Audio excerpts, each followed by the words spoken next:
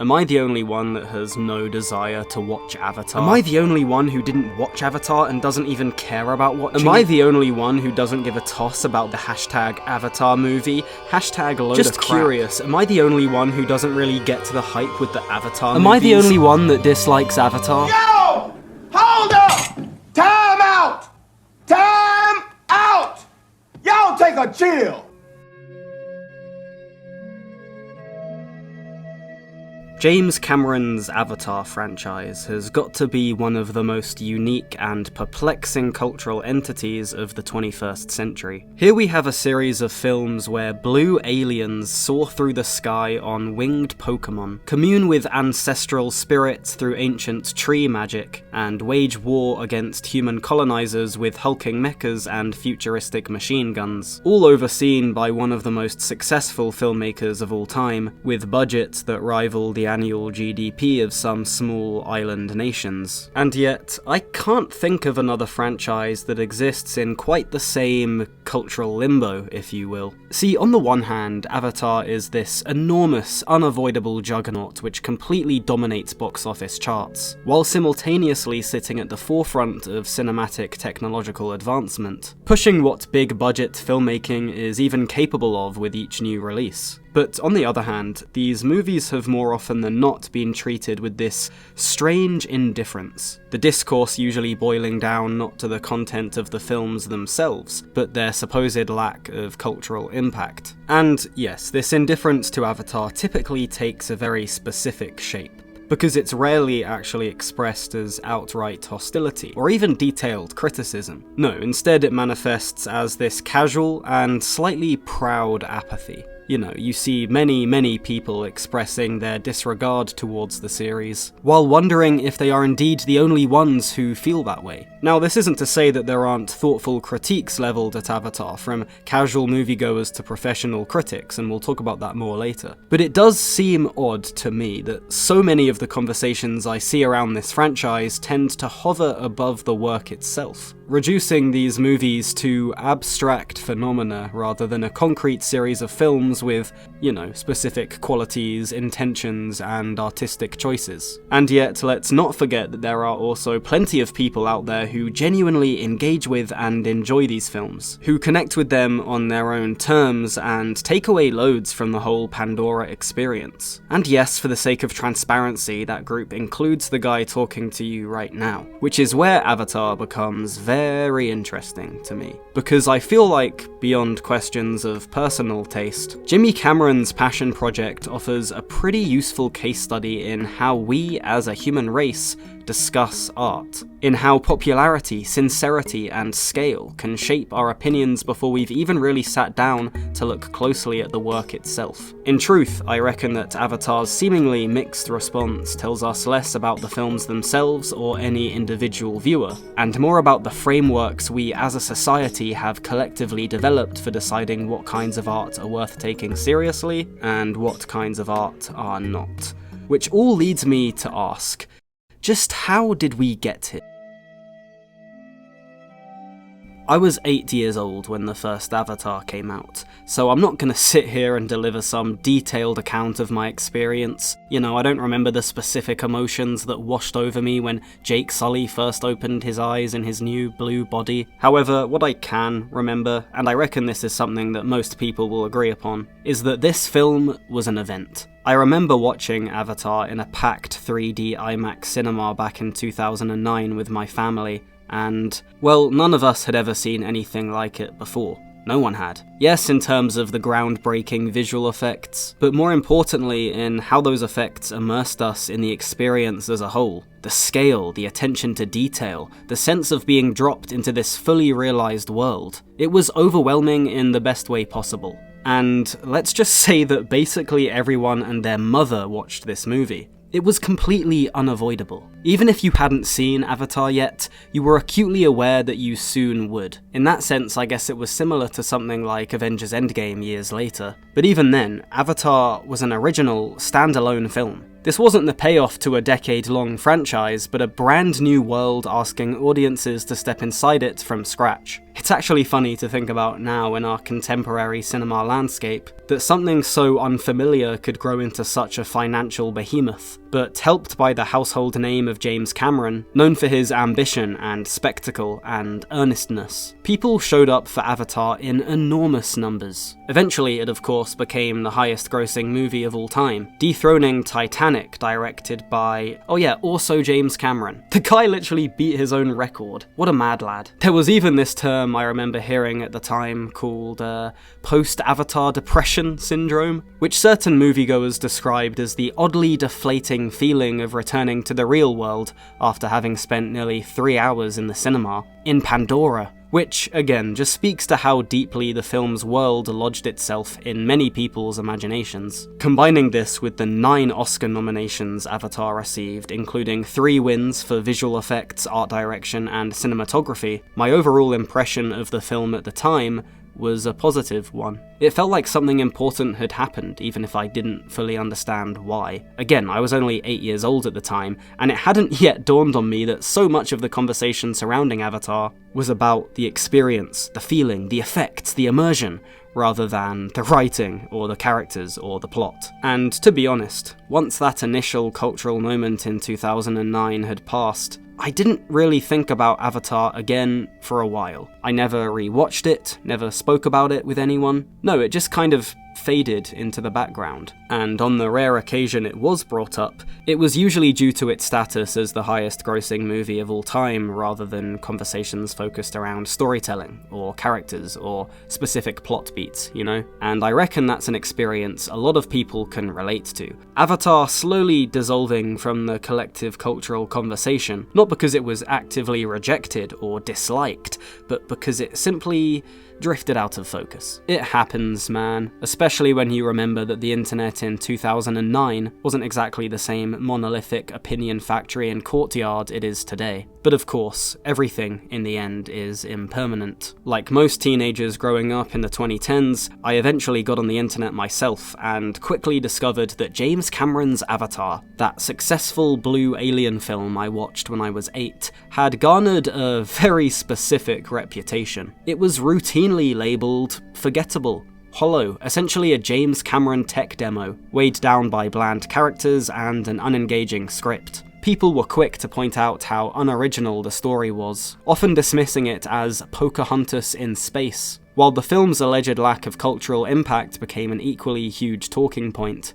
Stuff like, can anyone even name a single character from Avatar, was common. In fact, these criticisms were repeated so often that they began to feel less like opinions, and more like these canonical facts, constantly reinforced from all corners of the internet. Even the fans of my beloved Avatar: The Last Airbender, a series all about peace and love and acceptance, remain perpetually irritated to this day that their favourite show has to share a name with James Cameron's franchise.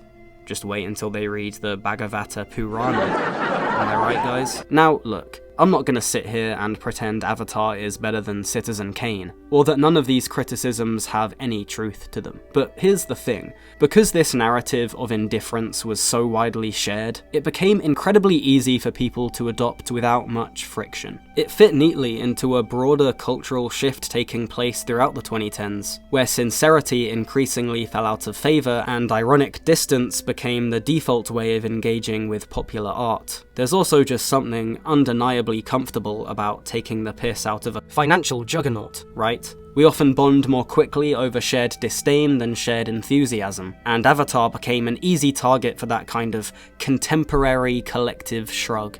And look, while I was never an outright Avatar hater, I'll admit, I absorbed a lot of those assumptions myself. My ego accepted the verdict, and my mind half-heartedly repeated the talking points in my head, despite me never actually sitting down to watch the film again. And this is where things take an interesting turn, because I would personally wager that quite a large percentage of these Avatar naysayers, if you will, had not actually watched the film since it came out. Now, this is just a theory, and it's obviously not going to be true across the board. I'm sure plenty of people did revisit it throughout the 2010s and still found the writing thin, the characters flat, and the story too familiar. But it also makes sense that many people didn't ever rewatch Avatar, because, Well, it was designed as this big screen experience, right? Something to be seen once, maybe twice, in a cinema, not endlessly revisited on a laptop years later. So despite the common narrative that everyone had seen Avatar but nobody talked about it,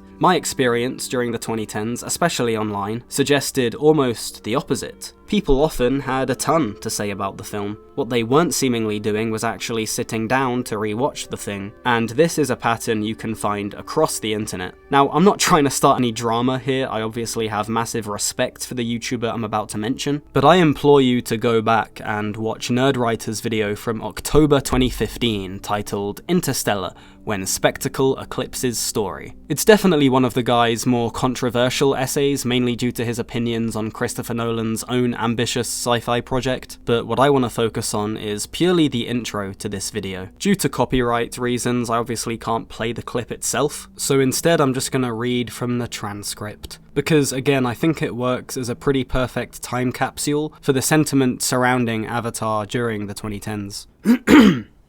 Let me ask you a question. Do you own James Cameron's Avatar? Have you seen it a second time? Me neither. All its visual splendor, innovation, and ambition just wasn't enough to suffer through its 178 minutes of derivative, heavy-handed storytelling again. Now, Avatar isn't the first or the 50th larger-than-life blockbuster with a mediocre narrative, but it's perhaps the worst film ever nominated for Best Picture at the Academy Awards. Its loss to the Herzlocker in 2010 felt like an assertion of values for an industry that was showing all the signs of a gradual amnesia about what constitutes a great film. For the record, Avatar didn't astonish me visually either. It doubled down on gimmicks that I despise, namely 3D. My guy Evan then goes on to compare Avatar and Interstellar, saying, and I quote, "Both films are big, muscular operations that collapse onto weak skeletons. Both force themselves to use characters as vehicles for exposition, then choose to use them as megaphones for awkward philosophical declarations." Now, I'm not here to discuss Interstellar. If you want to hear my views on that, check out the Nolan Worst to Best video I did a few years ago.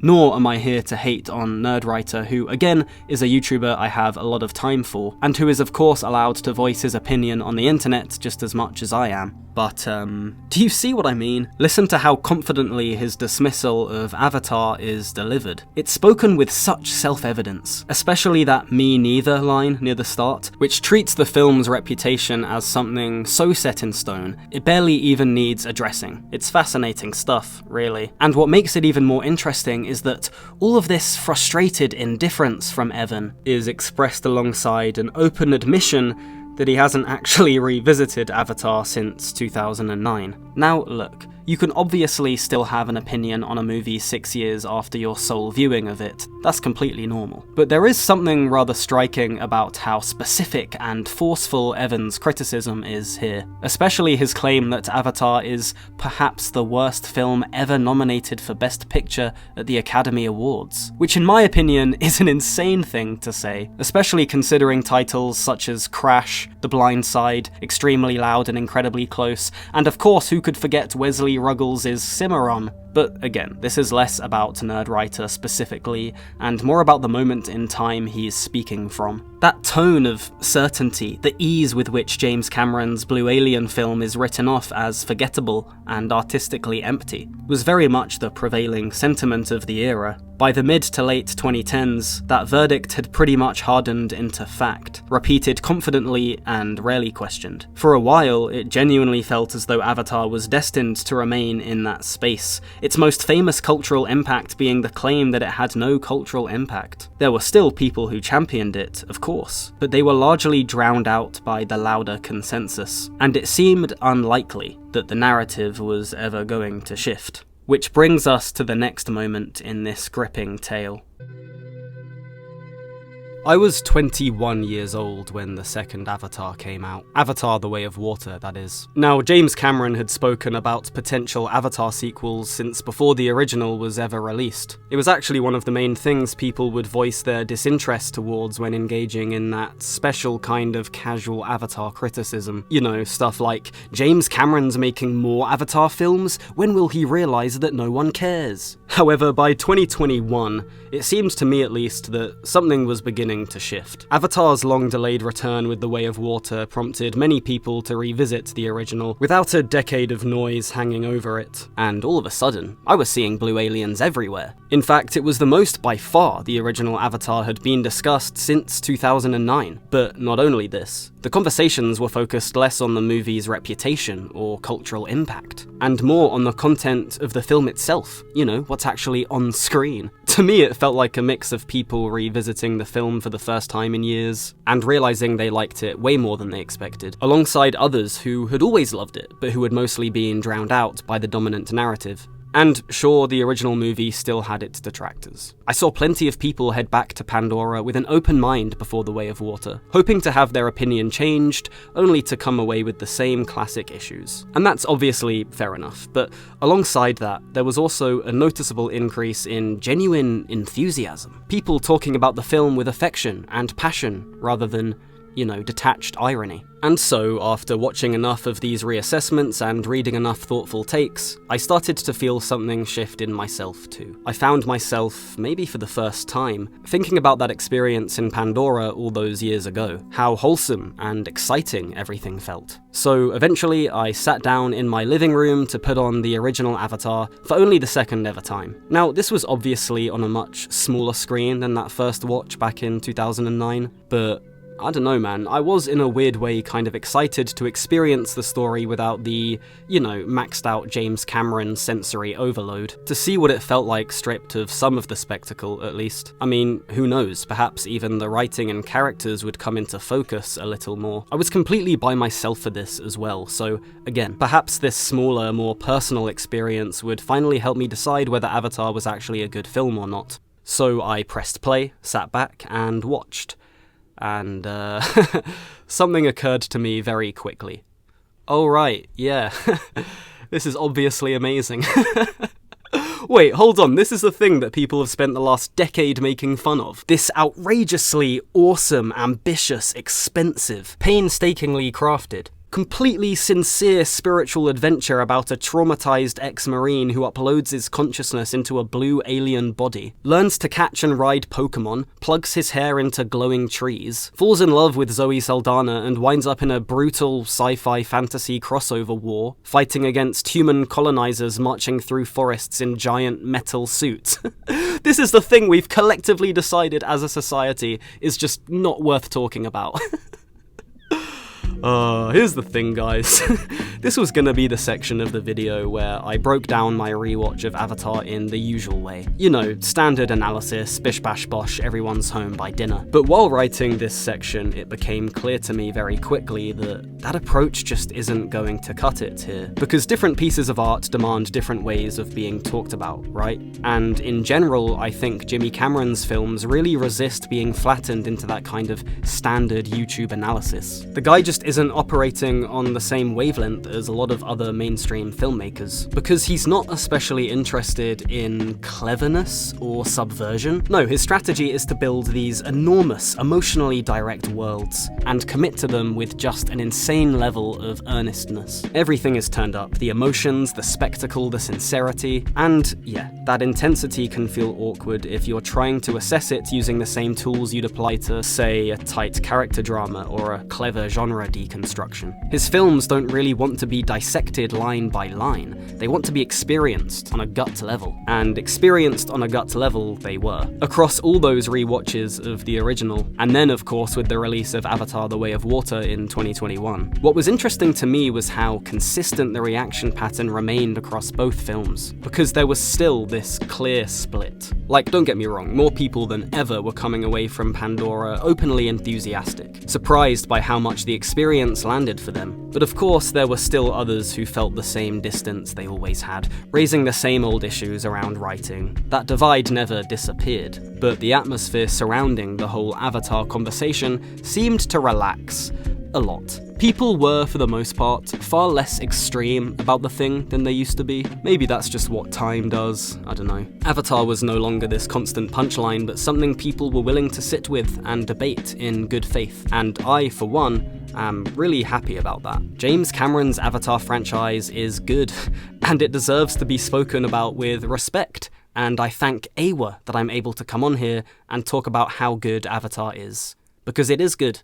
It's really good. It's a good time. I really enjoy Avatar. It's good. It's a good experience. But is it cinema?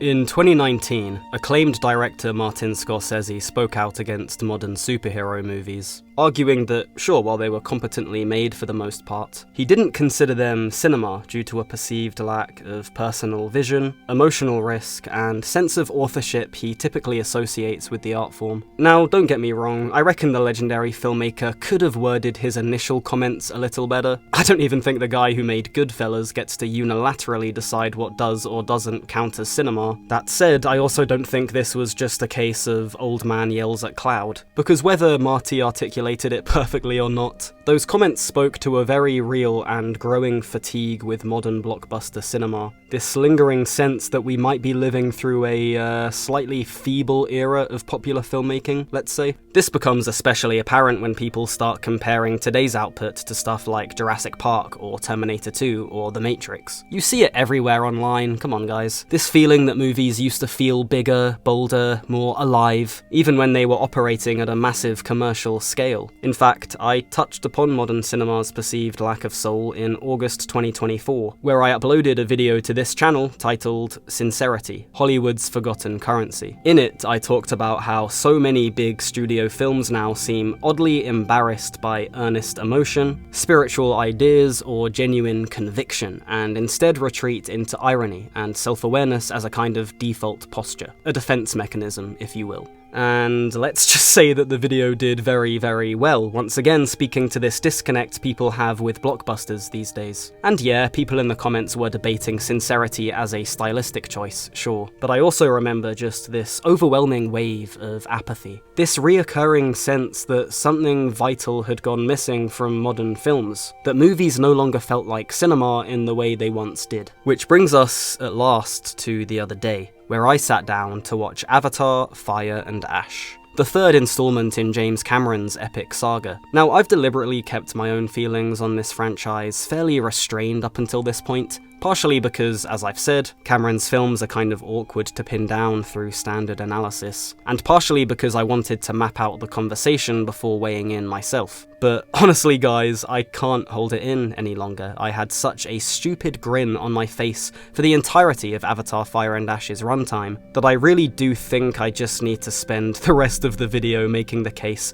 for why the Avatar franchise doesn't just qualify as cinema in my eyes, but represents something genuinely incredible and rare in our current world. Something we should probably, as a civilization, be more grateful for. Let me explain. So if this idea of modern cinema entropy does hold any weight, right, if the fatigue people keep circling, the sense of shrinking ambition and emotional caution, the complaints Scorsese was making, if all of this is even partially true, then I would argue that the much mocked and ridiculed Avatar franchise represents a serious and sustained act of resistance against said entropy. See, on the rare occasion I go to see a modern blockbuster these days, I'm often struck by how anonymous the experience feels. You sit in a cinema watching $100 million film and struggle to identify a point of view behind it, you know? There's no personality to the direction, there's no flair. It all feels like it was made by a bunch of people in a room trying to make something as safe and profitable as possible. It's a supremely hollow experience in a way that can't really be described, and a far cry from what Jean-Luc Godard was talking about back in the 60s. You know, that cinema should feel personal, that a film should carry the fingerprints of the person who made it in the same way a novel carries the voice of its author. You were meant to feel someone's choices in the framing, the pacing, the structure, even the mistakes. But watching modern blockbusters now, well, that idea feels almost completely absent. So many of the films coming out these days feel smoothed down to the lowest common denominator, shaped by test screenings, release schedules, and risk management until there's very little left to grab onto. However, Avatar? Well, it's just like the complete opposite of everything I've just said. And I think it's time we really recognize just how lucky we are to have something like this. For a start, these films feel unmistakably authored. Like, whatever you want to say about James Cameron as a storyteller, there's never any doubt about who's in charge here. When it comes to Avatar, there's this very deliberate fusion of interests running through everything at once. This obsession, almost fetish, with technology. Big, high-concept sci-fi ideas, spiritual environmentalism, old-school moments of pure badassery, and mythic storytelling anchored by a really classical sense of structure. These movies feel driven rather than managed. And at this scale, it's kind of unbelievable. Big, blockbuster filmmaking that actually bears the fingerprints of the director in the year of our Lord 2025, or 2026, whenever this ends up coming out, is something that deserves to be taken seriously. Cameron is making these films because he wants to. Because he's obsessed with the worlds, the technology, the ideas, and the experience of cinema itself. That level of commitment, sustained over decades, is exactly what auteur filmmaking looks like at the largest possible scale. And what's especially wild about this is that we're supposedly living in the golden age of digital filmmaking, right? CGI is absolutely everywhere now, and yet so much of it, especially over the past 5-6 years or so, just feels so flat and disposable. You know, murky backgrounds, muddy colour grading, weightless action, and visual effects artists rushed within an inch of their lives to hit near impossible deadlines. Digital imagery has slowly turned into a shortcut, something used to patch over production problems rather than expand what cinema can do. And the result is work that already looks tired on release, and is only going to age more harshly as time goes on. But Avatar? Well, it's on the completely opposite end to this spectrum. Cameron famously chose to postpone the original Avatar, and later its sequels, because the technology simply wasn't there yet, preferring to wait rather than force images into existence. And doesn't that choice just speak volumes about the guy's priorities? It places Avatar in the same lineage as films like Star Wars or Jurassic Park, projects where a filmmaker used the resources of the studio system to genuinely move cinema forward, rather than simply maintain it. But hold on a second, hold on. Did the Cozy Kino Show really just compare Avatar to the original Star Wars trilogy? Has he been hitting the death sticks again? Well, no, and I'll admit, Avatar is not operating on quite the same level of iconic characters and endlessly quotable dialogue as that galaxy far, far away. Nor is it home to genuinely some of the most instantly recognizable music ever recorded. Although, side note, I actually really love the Avatar score. It's so spiritual, man, it's so good. But let's be real for a second. Star Wars wasn't born out of some pristine, highbrow storytelling tradition.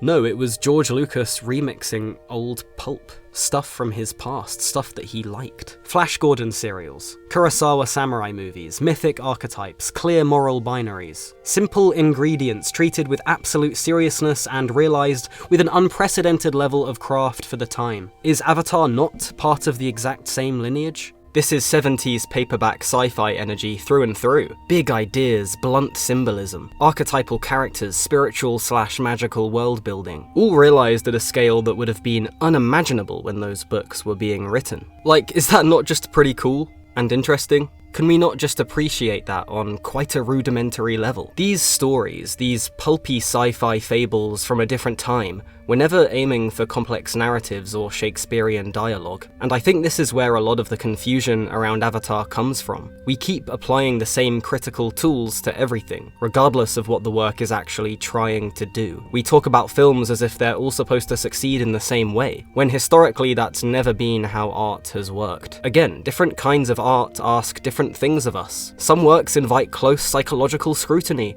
others aim for vibes. So I think when it comes to something like Avatar, the more productive move is to ask what the film is setting out to achieve and whether it succeeds on its own terms. And seen through that lens, many of the usual complaints begin to feel kind of arbitrary. Take unobtainium, for example. People love to clown on the name, as if James Cameron was genuinely trying to invent a scientifically plausible mineral and just happened to fumble it. But that assumes the film is even interested in that kind of plausibility to begin with. Avatar comes out of a pulp sci-fi tradition where ideas are broad, functional, and immediately legible. Unobtainium exists and is named like that because the story needs a resource powerful enough to justify invasion, exploitation, and genocide. The word does that job cleanly. And it's these choices that give Avatar its own texture. They make the film feel authored and unconcerned with sanding itself down to meet some external standard of seriousness. And once you accept that, it becomes much easier to appreciate the film,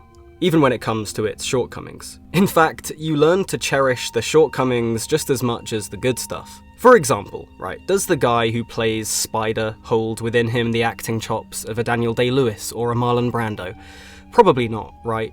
But I don't know, man, it doesn't bother me. In fact, I almost want to say it makes the films more endearing. Because Avatar is just so earnest. Jimmy Cameron wears his heart completely on his sleeve. And personally, as a human being, I can't help but respond to that. Sorry.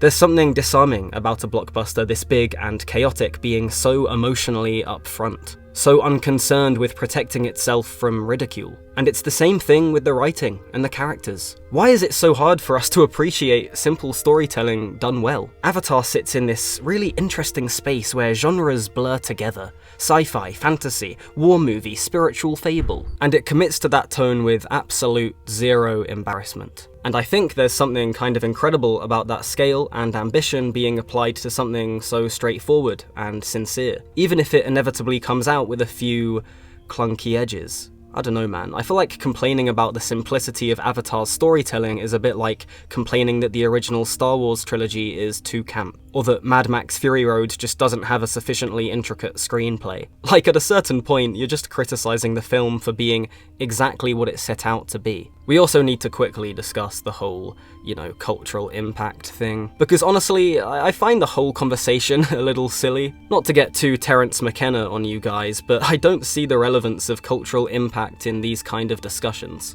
Like, sure, we can discuss a movie's cultural impact, but let's not pretend that it correlates in any conceivable way to quality. Let's not pretend that tallying up catchphrases, memes, or Halloween costumes tells us anything meaningful about a work like this. They don't tell us anything about a film's artistic value. Plenty of shallow things embed themselves everywhere, and plenty of sincere, ambitious works resonate deeply without turning into internet shorthand. Sitting there in the cinema with Jake and Natiri and my guy Quaritch, who I genuinely love what Cameron is doing with, by the way, all of that cultural scoreboard nonsense just evaporates. What matters is what's happening on screen, right?